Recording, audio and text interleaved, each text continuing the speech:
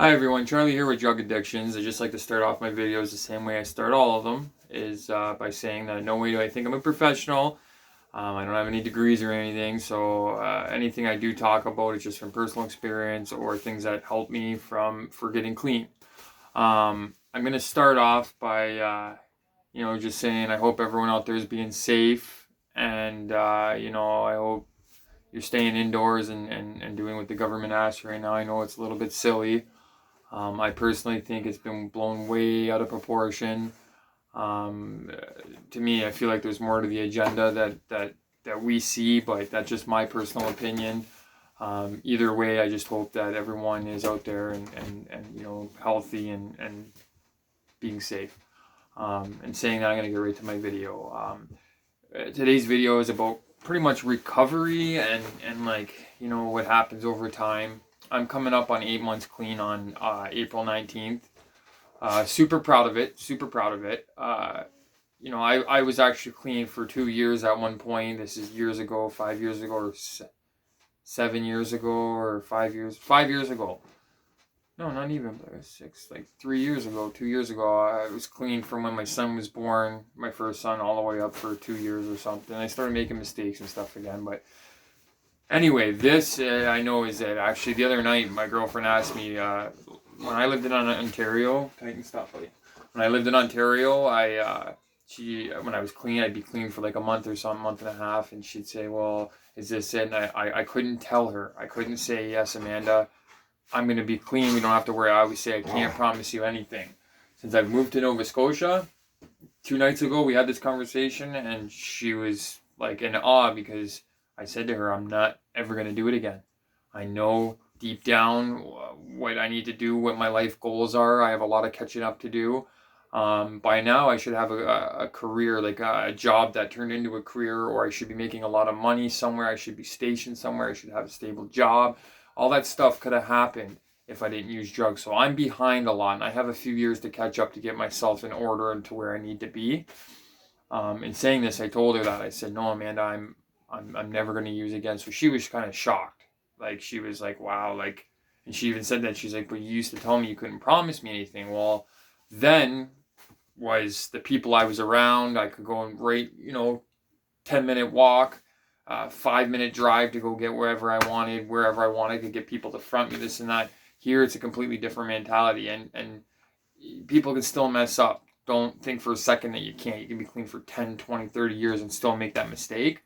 But I think it's all about the mindset. I think it's about what you want in life and what your goals are. And mine is to own my home, which we're there right now. We want to slowly pay it off, and it would be our home. Like, once it's paid off, we don't owe any money for this or that. Then it's our home. Something that I could only have dreamt of in Ontario, because Ontario houses are so expensive. Here they're affordable, and over time we do want to own a few properties, as many as I can actually, and rent them out, and that can be our income. Retirement, I want to have something for both of our sons, Amanda and I both. When my family comes down here, I would like them to be able to come to something. And saying this, the recovery thing. So coming up on 8 months on the 19th, I still have night terrors. That's a big thing that a couple of my friends that I talked to them about. Night terrors are a big thing, and they're not like, oh, the boogeyman or falling off a cliff. Or the night terrors are actually you get in your dream, you use drugs, and it feels so real all the way up until you ingest the drug, and then you don't get high off it. And usually that's when I wake up, and I'm all pissed off at myself. I'm upset. I'm stressed out, and then I'm like, oh, it was just a nightmare. It was just a dream. It didn't actually happen. But usually when I get those, as soon as I fall back asleep, I'm back where I left off, and it's the same thing over and over again. It's very stressful. It's stressful. It hasn't happened to me in a few weeks. I find for the first couple of months it happens, and then it goes away, and I thought that was it, but it's been coming back again, and it stresses me out. Because I feel like a piece of crap when I wake up. I feel depressed. I feel, like my world just ended. That everything I worked for is gone, and then it takes me a little bit to realize it was just a dream, and even then I'm still depressed. I'm still I got to get myself out of the funk. So it's a crappy feeling. So that's part of the recovery process. Is I don't know if it happens to everyone, but a lot of people I talk to, it does happen to. And I find it's more with cocaine or crack or crystal meth, the drugs that keep you up at night. I know that has nothing to do with it, like keeping up at night. I said that because they're the ones that are speedy drugs. Another thing I noticed with the recovery process is that I have thought of it, like the times that I've used and everything like that, and then I get like the heebie-jeebies, and then it doesn't feel good, like, and then I start like, oh my god, it crosses my mind. I'm like, oh, I love doing that. I enjoyed getting high, and then not even enjoyed, I loved it at the time. I was so good smoking this or doing that or sniffing it, like the feeling, but then I bounce backwards and I look at the whole picture and I'm like, oh my god, like if the high wasn't so great when I was using, if it was just like whatever, then I wouldn't have gone through what I went through. But because I was so addicted to that high, chasing that high, it was, it's hard when I think back about it. Like I don't even like to think about it. To be honest with you, the only times that I really think about using drugs, like not using them, but about drugs period, is when I make my videos. And it doesn't bother me until I start thinking into detail about, times that I use drugs and so on and so forth. I think part of the recovery process is accepting what you've done and just kind of just move forward, like even if you think about it, change. If it starts getting in your head and you're like, oh god, then think of something else right away. Think of your family, think of your kids, think of your mom, your dad, your brother, your sister, whoever. Think of your girlfriend, your wife, your cousins, anyone that can make you feel better about yourself and make you realize that no, that's not what I want. I want a normal life. I want a life that everyone else has. And it's weird to say because I think about it, and a lot of people that are clean take for granted, people that don't know people who do drugs, they take for granted how easy their life actually is. Sorry, it's sad to say that. And it's not their problem. It's not anyone's problem who's never used drugs. But if they sit there and complain about, they're not making $1 extra an hour, or they're not getting enough hours at work, even though they have a nice home and they have a little bit of money in the bank. Even if you're living paycheck to paycheck, it's a lot better. And I wish that all the years that I did drugs that I just barely made it by. Because I didn't make it by. I was such an addict, I ruined other people's lives along with mine. So, in saying that, a lot of people take for granted that a normal life is normal, and us people who are addicts and that are recovering would scratch and beg and plea to get to that one spot where we were just struggling, just making it by. And that's sad. That's sad to say, man. And I've never really thought about it until just now, and I'm talking to you guys. It's going through my head, and yeah, it's kind of a weird thing to think about, that, addicts could wish that they never used, and they wish that they could be that lower class people, but never done a drug in their life. It's just weird to think of. But anyway, the recovery process, I think, is just accepting everything and looking at the big picture. There's lots of different things you can do. You can go to Narcotics Anonymous meetings. You can go and rehab yourself, or anything like that. It depends on who you are and what you believe in, what you think. One big thing I do want to put out there is when you go to NA and you go to detox and stuff like that, there is a lot of big religion with it. You don't have to take it in. You don't have to be like, because that was one reason why I didn't want to do it, because I thought it was all religion. Not that I don't believe in it or anything like that. I think that it's amazing. I have one of my really close friends to me, really close. He's a brother to me.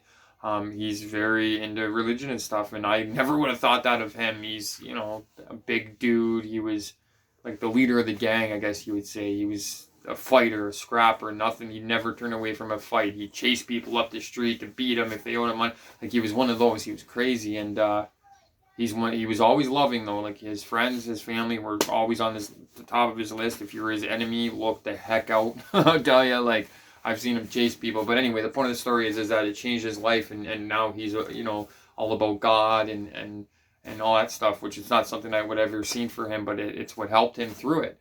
So what I'm trying to say is that I didn't go because I didn't. One thing is I couldn't talk about my problems to other people. I was like, oh no, and these people are phonies and blah blah blah. That's in my mindset. So I did it by myself. But for you people out there who don't know about it, do it. I would suggest if you have a chance to do it, go do it. And if it doesn't work the first time, try again, try again. And if that doesn't work, then try something else. Do what I did. Do it by yourself. But it never hurts to try anything. No one's going to judge you, ever. People don't judge you unless they're snobby pieces of crap. And then if they judge you, who gives a heck? Who cares? Who cares about those people? If somebody can sit there and judge you, then they have a lot more on their head, and they probably, when they look in the mirror, they judge themselves more than anything. You know, without even saying it, they'll never admit it. But they look in their mirrors and they see failures, even though they could be multimillionaires, this and that. Those people are worthless. Money is only an object. As much as everyone needs it in life, it's just an object. It's just something that's there that can be there and be gone. You're always your whole life, you're going to always owe money. Whether you're rich or not, you're going to always owe money. Whether it's on taxes, whether it's on house payment, mortgage, car payment, insurance, groceries, everything. You're always going to owe money. No matter what, money is what makes the world go round, which sucks.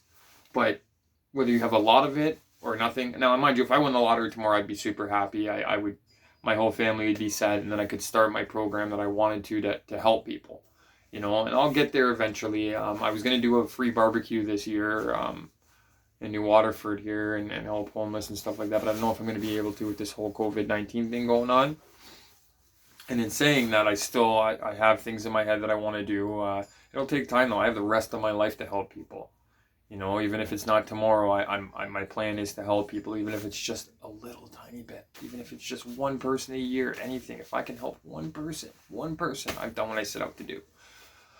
So, in saying all this, thank you guys for watching. This video is kind of just a little bit about everything. I don't know what I'm going to put in my description, but yeah, I appreciate whoever actually watches it. I don't have a lot of views on my videos, and I noticed that my average is only like 2 minutes per video, and my videos are 12 minutes long, so I get it's hard to sit through. No one ever makes it to the end anyway, but I do like to say, you know, that I appreciate anyone who watches it or even skims through it. You know, one day I hope to be big on YouTube, like, you know, Mr. Beast or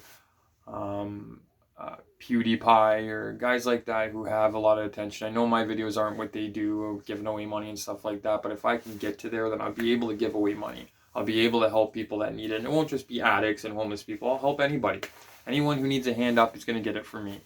And that's coming from me, who's needed it and who's gotten it and who's messed it up, but gotten it again.